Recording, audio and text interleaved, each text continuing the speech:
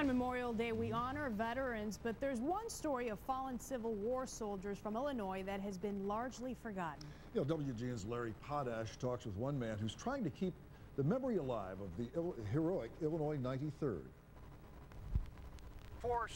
7 years ago, these words, forth on this continent, a new nation. This man, these pictures, elevated Gettysburg in our common conscience as the pivotal point of the Civil War. But many historians say the real turning point was the battle at Vicksburg, Mississippi.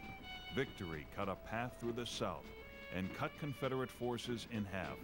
It was a campaign fought in large part by a little-known regiment from Rockford, the 93rd Illinois Volunteer Infantry, a group of farmers and young men looking for adventure. The 93rd Illinois in Illinois history is documented as the regiment that sacrificed the most lives in the Civil War. Okay, now that happens only when you confront the enemy quite a bit, which they did. John Hulskamp was inspired to research the 93rd when he discovered this gun at an antique shop just north of Barrington 27 years ago. He noticed an engraving on the handle, Colonel Holden Putnam. Hulskamp researched Putnam and visited his gravesite in Freeport. It said, "Thy name be thy epitaph." Felt a lot of empathy and figured the family would not have put that on his gravestone unless there was some significance to this man's life. In fact, Putnam led the charge in one of the bloodiest battles, Missionary Ridge near Chattanooga. Putnam led the 93rd up Tunnel Hill. It was a turning point for the Union. Hulskamp researched every detail for artist Keith Rocco. The bright colors of his palette capture the darkness of that day.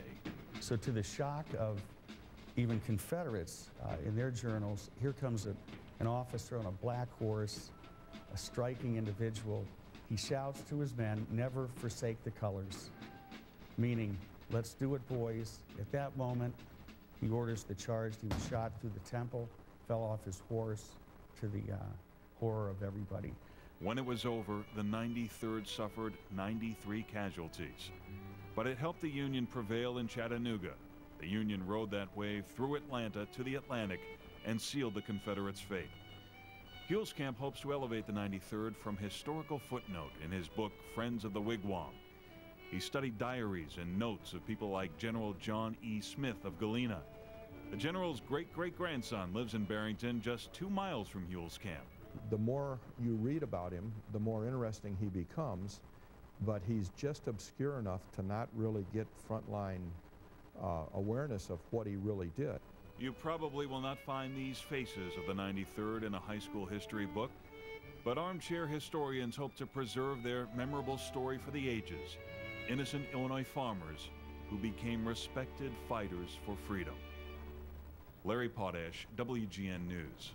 Well, you can get a sneak peek at the book and order online at friendsofthewigwam.com.